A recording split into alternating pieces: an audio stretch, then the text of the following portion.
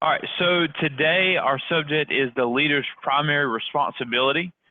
The leader's primary responsibility, which is identifying potential leaders. Identifying potential leaders. Maxwell says this: there is something much more important and scarce than ability. It is the ability to recognize ability. So he says there's something that's more important than all the other talents you have, which is the ability to recognize other people's talents. Andrew Carnegie hired 43 millionaires and developed 43 millionaires, and a reporter was talking to him, and I asked him some questions, and he said this. He said they did not become millionaires when they started. They became millionaires as a result of it, working through the process. And the reporter asked him, said, how did you develop them? And he said, men are developed the same way gold is mined. Several tons of dirt must be moved to get an ounce of gold, but you don't go into the mine looking for dirt. You go in looking for gold. And a lot of times I believe we go through that process of we're looking, we forget to look for gold because we're around so much dirt. And you got to keep, that's why Alliance 80 and Alliance Alice is so important, is you got to keep in your mind what it is that you're looking for instead of what you've got to go through to get it. Because we're going to see a lot more dirt than we see gold, but the little bit of gold that we find is what's going to make your organization explode.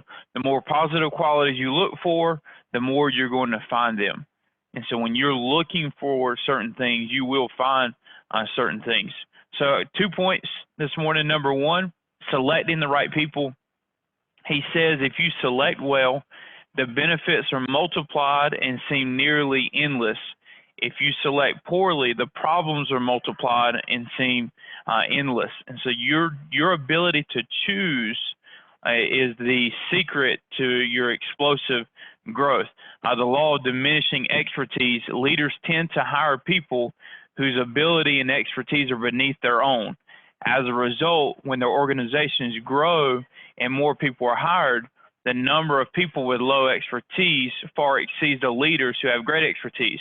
So they're here and they start hiring people down here, down here, down here. And so then it multiplies this area instead of trying to hire people more up against them that makes them feel uncomfortable because the closer, when you've got 10 people that are level 10, then your average is 10. But if you have one at 10 and then you hire 10 at level 5, that lowers your average of your company.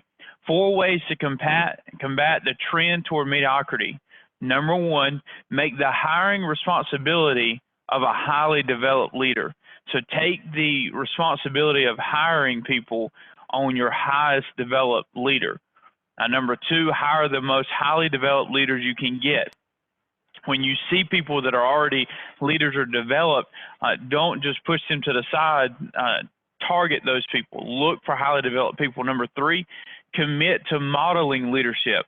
Let all the people in the organization know what is expected of them by the way that you show what is expected of you. Number 4, commit to developing those around you.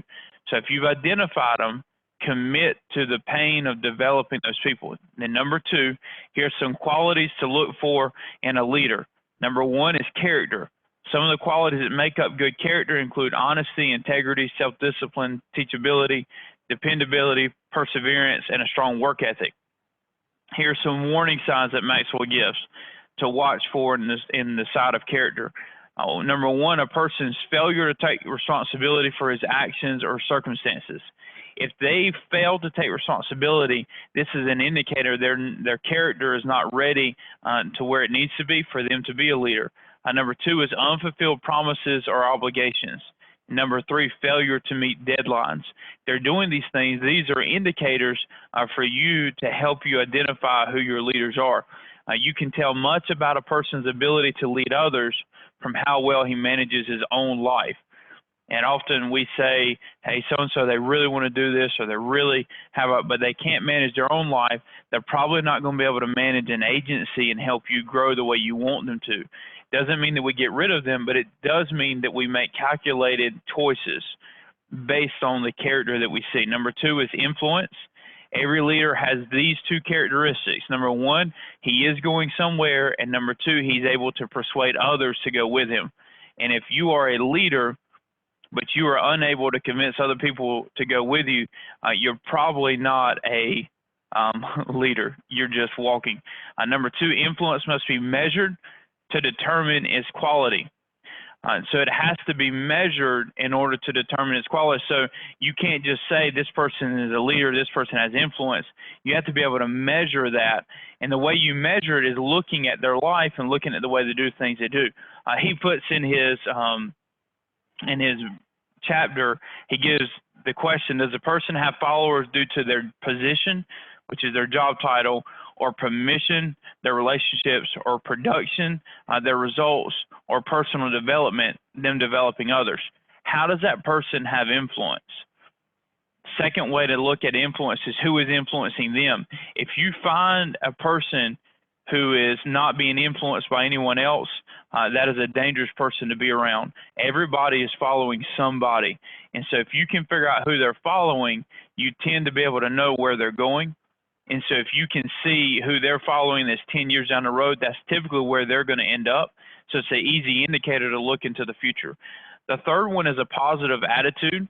Most people's problem is the attitude which causes them to handle life's obstacles poorly. We oftentimes accuse our circumstances or whatever, but it's really our attitude that causes us to handle things in the wrong way, which makes things go worse than actually they really need to be. Number 4, excellent people skills. Excellent people skills. So these involve genuine concern for others, ability to understand people, decision to make positive interaction with others are primary concern. Our behavior toward others determines their behavior toward us. The way you treat other people will make them treat you a certain way. A proven track record. Look back and see something that they've had success for in the past, something that they can tell you, here's what I've done, I've been able to accomplish. Confidence. Confidence is a characteristic of a positive attitude. Confidence is not the same thing as arrogance. Confidence is belief in your purpose and who you are. Arrogance is believing that you're better than everybody else. Confidence doesn't say you know everything. It just says you're confident of what you're trying to accomplish, and so you're willing to push forward. The next one is self-discipline, and this is one that's probably the biggest indicator, especially in the industry that we're in, that we can see. Now, our society seeks instant gratification rather than self-discipline.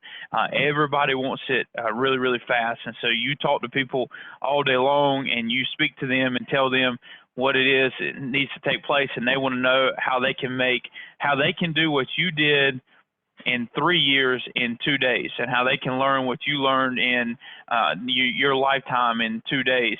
And we know that's not the way it works. It takes self-discipline. Dwight Eisenhower said there are no victories at bargain prices. When it comes to self-discipline, people choose from one of two things: pain of discipline or pain of regret. You're looking for people that are choosing the pain of discipline. You're looking for people that say, I've got to discipline myself today so that I can have what I want to have tomorrow. It's the same talk that Andy gives about the older man talking to the younger man, choosing the pain of discipline over the pain of regret. 2 areas to look for in self-discipline. Number 1 is emotions. They recognize that their emotional reactions are their own responsibility.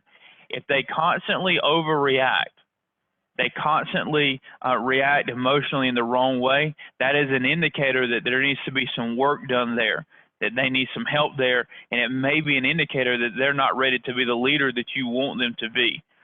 And so they have to understand their reactions matter. But then number 2 is their time. They recognize that everyone has the same amount of time, and they take responsibility on how effectively they use it. And so some people waste time and some people invest time. You're looking for people that invest time. 3 things that characterize disciplined leaders. Number 1, they have identified specific long and short-term goals for themselves. So before you ever speak to them, they've already decided on their goal. Their goals may not be good. They may not be what's right at this time, but at least they have a goal. They have somewhere they're trying to go. Number 2, they have a plan for achieving those goals. So they didn't create fantasies, they created goals that they plan on achieving. And then number 3, they have a desire that motivates them to continue working to accomplish those goals. They're actually planning on accomplishing these goals, and they have a desire to complete them. The next one in the list is effective communication skills.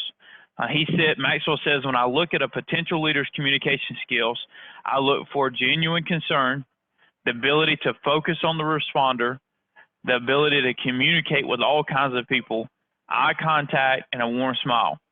If I expect a person to lead, I must also expect them to be able to communicate. Maxwell in his book says they go together. You can't separate them. If you can't communicate, he says you can't lead. And then the last one is discontent with the status quo. Leaders see what is, but more important, they have a vision for what could be. Dissatisfaction with the status quo doesn't mean a negative attitude. I think that's where a lot of times we mistake it, and we think they have to be in a bad mood. It's not what it means. It's not a negative attitude. It means a willingness to be different and take risk. A person who refuses to take risk, a person who refuses to risk change fails to grow. So dissatisfaction with the status quo simply means they're not pleased with where they're at because they know where they could go. It does mean that they're content in the life that they have, but they want to have more and they have a desire to have more, so they're willing to risk to go and get it. So they're not the person that's walking around just mad at everybody, angry at everybody. They're the person that's walking around knowing I'm blessed for what I have, but I know I could have more, so I want to push more for it. Paul, in his epistle to the Philippian church, said, I've learned how to both be abased and abound, which means to be empty and to be full. He said, I learned how to be full and hungry at the same time. All that means is I've learned how to be content and still want more and have both of them at the same time. Dissatisfaction simply means I've learned how to be content with what I have, but realize I can have more and have a desire to have more, and so I push for it. Here's some questions to review. What are you looking for when you're hiring people? Are you looking for dirt or gold? And how do you keep your focus on gold around so much dirt? Second one is, are you finding people that are higher level leaders than you, and how do you attract these people? And then number three, what are some of the ways that you identify leaders with self-discipline, and how do you help them to develop it?